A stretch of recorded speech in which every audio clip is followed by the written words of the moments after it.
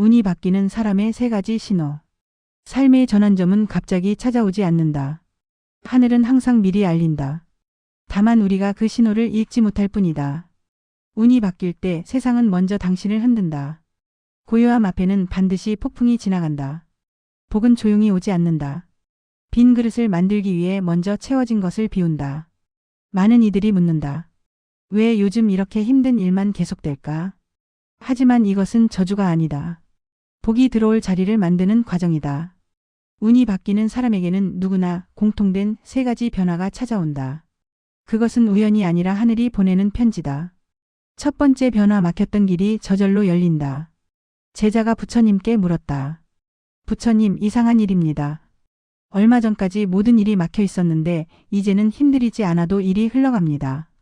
그토록 닫혀있던 문이 이제는 저절로 열립니다. 이것이 단순한 우연입니까? 부처님이 고요히 답하셨다. 하늘의 때는 사람의 뜻으로 정하지 못한다. 복은 언제나 제때에만 열린다. 때가 되지 않은 문은 아무리 두드려도 열리지 않는다. 그러나 때가 이르면 가볍게 밀기만 해도 문은 스스로 열린다. 그렇다면 저는 이제 운이 트인 것입니까? 운이 트인다는 것은 세상이 너를 도와주는 것이 아니다. 내가 세상과 같은 방향으로 걷기 시작했다는 뜻이다. 예전에는 흐름을 거슬렀지만 이제는 물처럼 흘러가고 있다. 운이 바뀌기 전 우리는 오랜 시간 고통받는다.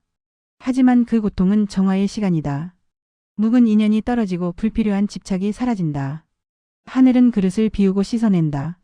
그리고 때가 되면 모든 것이 자연스럽게 흐르기 시작한다. 예전에 닫혀있던 문이 열리고 막혔던 일들이 물 흐르듯 풀리며 묘하게 타이밍이 맞아떨어진다. 사람들은 그것을 우연이라 부른다. 하지만 부처님은 말씀하신다.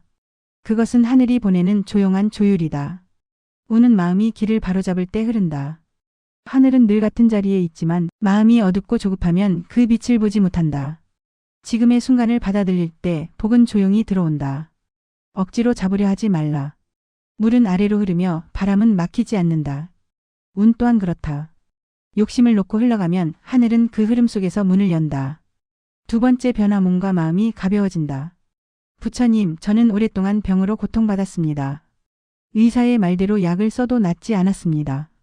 그런데 요즘 들어 조금씩 달라집니다. 통증이 줄고 잠이 깊어지며 하루하루 몸이 가벼워집니다. 이것이 복의 징조입니까? 부처님이 말씀하셨다. 몸은 마음의 그릇이다. 마음에 탁기가 쌓이면 몸이 막히고 마음이 맑아지면 몸이 흐른다. 하늘은 복을 내리기 전에 먼저 그릇을 씻는다. 내 몸이 나아지는 것은 복이 들어올 자리를 정리하는 과정이다. 그렇다면 병도 복의 일부입니까? 부처님이 미소 지었다. 병은 내가 멈춰야 할 때를 알려주는 하늘의 손짓이다. 지나친 욕심과 걱정, 억눌린 한숨이 몸에 쌓여 병이 된다. 하늘은 내가 자신을 잃을까 염려하여 병으로 발걸음을 멈추게 한다. 고통은 벌이 아니라 멈춤의 가르침이다. 몸의 회복은 계절이 바뀌는 것과 같다. 봄이 오는 날은 하루지만 그 봄을 품은 땅은 오래전부터 녹고 있었다. 운이 막힐 때 몸은 차가워지고 운이 트이기 시작하면 몸이 따뜻해진다. 기운이 흐르면 피가 돌고 피가 돌면 마음이 편해진다. 고통은 너를 무너뜨리는 것이 아니라 단단히 다듬는다. 몸이 아프면 마음이 낮아지고 마음이 낮아지면 겸손이 생긴다. 겸손한 자에게 복이 머문다. 몸이 서서히 나아지는 것은 복이 몸으로 들어오고 있다는 뜻이다. 통증이 줄어들고 하루가 편안해지는 것은 하늘의 기운이 다시 순환하기 시작했다는 증거다. 복은 눈으로 보이지 않지만 몸이 먼저 그 변화를 느낀다. 몸이 편안하면 마음이 고요해진다. 마음이 고요해지면 복이 그 안에 머문다. 몸의 회복은 단순한 치유가 아니라 복이 깨어나는 첫 신호다. 세 번째 변화, 이유 없는 평안이 찾아온다. 부처님, 저는 한동안 이유 없이 불안했습니다. 모든 게 괜찮은데도 마음이 자꾸 흔들렸습니다. 그런데 요즘은 이상합니다. 세상은 그대로인데 마음이 조용합니다. 아무 일도 해결된 것은 없는데 왠지 모르게 평안합니다. 이것이 복의 기운입니까? 부처님이 고요히 말씀하셨다.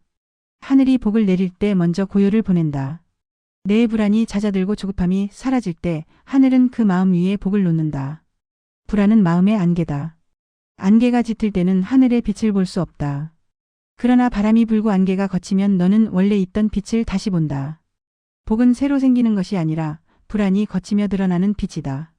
부처님, 저는 오랫동안 무언가 이루어야 한다는 생각에 늘 쫓기며 살았습니다. 그래서 마음이 늘 불안했습니다.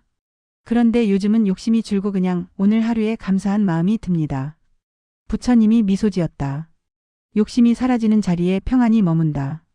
조급한 사람은 복을 보지 못한다. 하늘은 급한 마음을 피하고 잔잔한 마음 위에 앉는다. 내가 결과를 내려놓고 과정 속에서 고요를 느낄 수 있다면 너는 이미 복의 문 안에 들어선 것이다. 사람은 흔히 좋은 일이 생기면 운이 올랐다고 생각한다. 그러나 진실은 다르다. 운이 바뀐 사람의 가장 큰 특징은 마음의 안정이다. 밖의 세상이 변하지 않아도 내면이 잔잔해질 때 복은 그 자리에 머문다. 불안이 찾아올 때는 어떻게 해야 합니까? 불안이 찾아올 때 그 불안을 없애려 하지 말고 바라보라.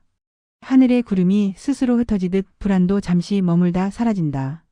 내가 그 불안을 있는 그대로 인정할 때 마음의 물결은 잦아들고 그 자리에서 지혜가 피어난다.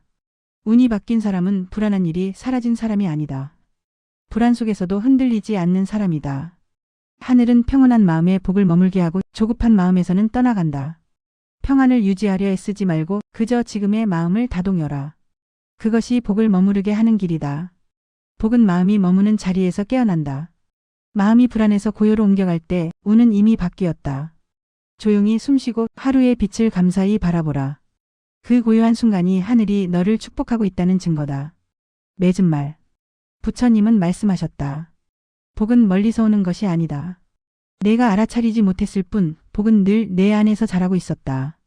하늘은 복을 내리기 전 먼저 그릇을 비우게 하고 길을 정리하게 하며 마음을 고요하게 만든다.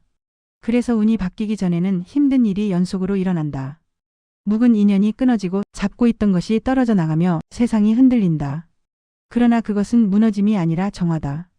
하늘은 복을 담을 그릇부터 깨끗하게 만든다. 그 뒤로는 막혀있던 일이 풀리고 삶의 흐름이 바뀌며 기운이 몸과 마음에 다시 흐르기 시작한다. 몸이 가벼워지고 이유 없이 마음이 평안해진다.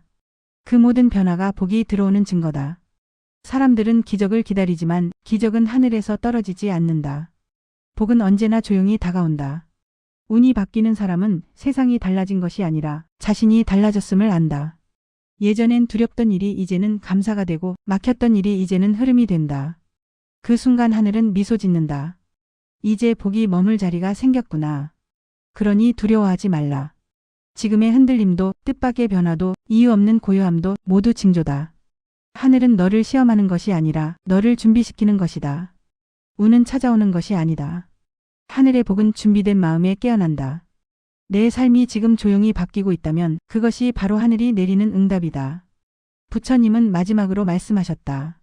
복은 먼 곳에서 오는 바람이 아니라 내 마음에서 피어나는 향기다. 그 향기가 고요히 피어오를 때 하늘은 내 곁에 머문다.